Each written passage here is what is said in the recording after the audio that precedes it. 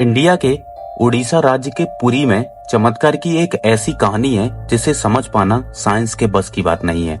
Science, geography, physics, chemistry और दुनिया के सारे ग्राउंड्स ऑफ बिलीव्स यहाँ सब फेल हो जाते हैं। हिंदू मान्यताओं में 4 धाम होते हैं, बद्रीनाथ धाम, द्वारकाधीश धाम, रामेश्वरम और जगन्नाथपुरी। और ये कहानी है जगन्नाथपुरी की, जहाँ आज भी श्री कृष्ण का वास्तविक दिल धड़कता है। और इस मंदिर के कुछ ऐसे रहस्य हैं जिनके बारे में सुनकर किसी के भी होश उड़ जाएंगे। वेस्टर्न कल्चर को फॉलो करते करते आज हम एक ऐसे मोड़ पर तो आ ही चुके हैं जहां भगवान के होने या ना होने पर सवाल उठने लगे हैं। और यही सवाल अब मैं आपसे इस वीडियो के बाद पूछूंगा। आइए वीडियो देखते हैं।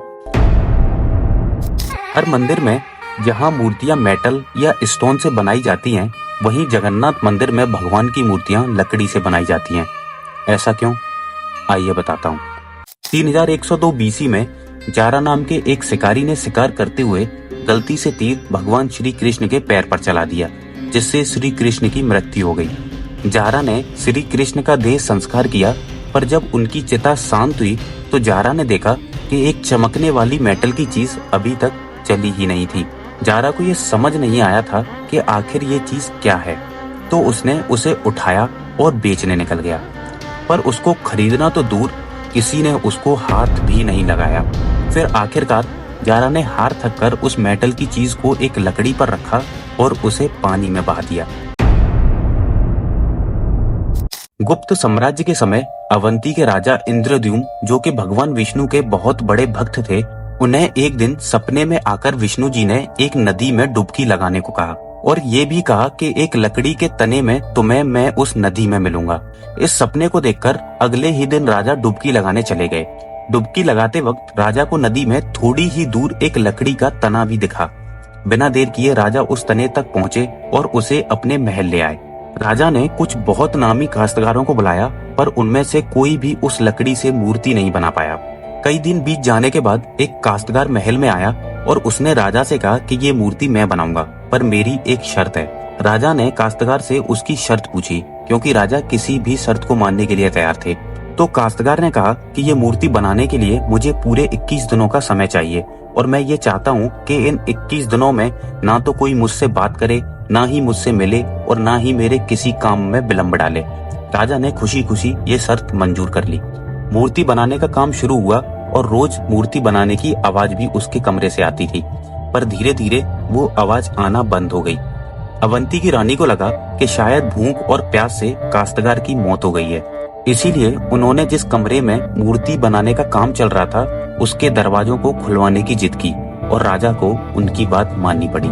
जैसे ही दरवाजे खोले गए तो उन्होंने ये देखा कि वहाँ कोई भी काश्तकार नहीं था। सिर्फ और सिर्फ 3 मूर्तियां थी, भगवान जगन्नाथ, उनके भाई बालभद्र और उनकी बहन सुभद्रा। और उसी जगन्नाथ जी की मूर्ति में वो मेटल की चीज भी रखी थी, जो कुछ और नहीं बल्कि भगवान श्री कृष्ण का धड़कता हुआ दिल था। ये कोई नॉर्मल ह्यूमन हार्ट नहीं था, ये एसेंट एडवांस टेक्नोलॉजी का क्लियर सबूत था।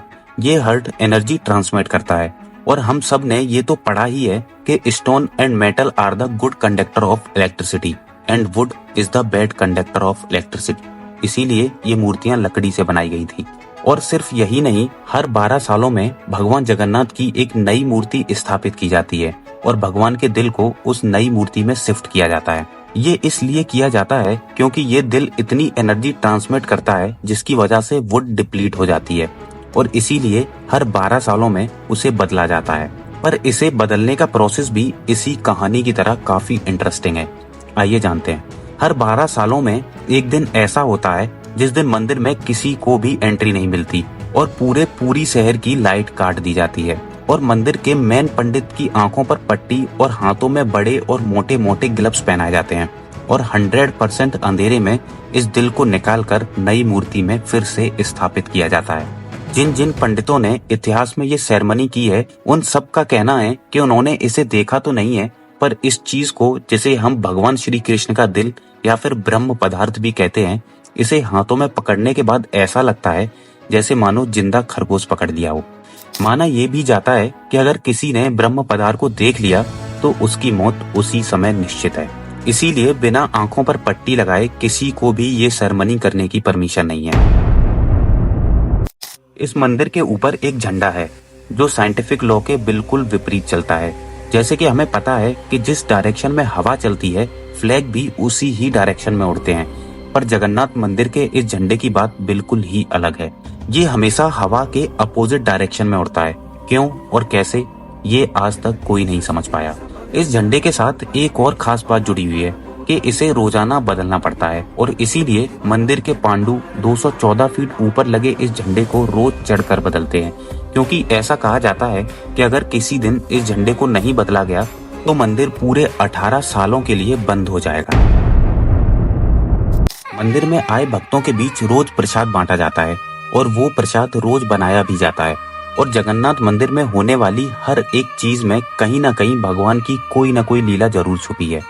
मंदिर में रोज हजारों लोगों के लिए प्रसाद बनता है और कभी कभार भक्तों की संख्या लाखों में भी पहुंच जाती है, पर जगन्नाथ मंदिर में भक्तों के लिए प्रसाद कभी भी कम नहीं पड़ा।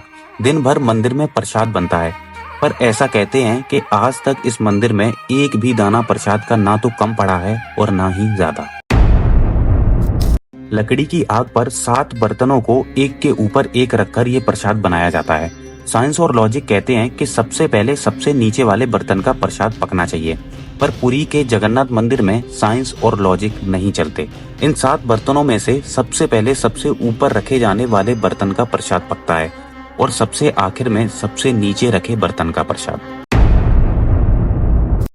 इस मंदिर की खूबसूरती शब्दों में नहीं बताई जा सकती। इतना बड़ा मंदिर इतने सालों पहले बिना किसी टेक्नोलॉजी के आखिर कैसे बनाया गया होगा।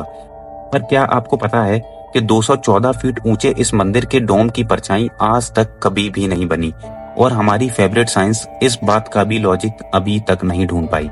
और ये मिस्ट्रीज यहीं खत्म नहीं होती हैं। जैसे कि हमें पता है कि कुछ buildings, architectures and areas no flying zones होती हैं, मतलब वहाँ ड्रोन्स या फिर कोई भी मैन मेड फ्लाइंग ऑब्जेक्ट उड़ाने की परमिशन नहीं होती है। पर पंछियों को तो हम नहीं रोक सकते, उन्हें समझाना तो बहुत ही ज्यादा मुश्किल है। लेकिन जगन्नाथ मंदिर की बात करें तो वहाँ कुछ ऐसा है जो शायद पंछियों को पता है पर हम इंसान को नहीं, क्योंकि इस मंदिर के ऊपर कोई भी ड्रोन, कोई भी एरोप्लेन या कोई भी पंछी कभी उड़ता ही नहीं है। आप कभी भी किसी भी पंछी को जगन्नाथ टेम्पल की छत पर या फिर उसके डोम पर कभी भी बैठा नहीं देखोगे। हमारे ही धर्म में इतनी सारी बातें हैं जिनके बारे में हमें कुछ भी नहीं पता है, लेकिन हम आंखें बंद करके किसी भी कल्चर को, किसी भी ट्रेंड को फॉलो करते जा रहे हैं। हम भूल गए हैं कि हम एक ऐसे धर्म से जुड़े हैं जिसने दुनिया में संस्कृति, सभ्यता, परंपरा और संस्कारों को हमेशा जिंदा रखा है। सो यही थी आज की हमारी ये वीडियो, जिसमें हमने भगवान जगन्नाथ के कुछ चमत्कारों के बारे में बात की।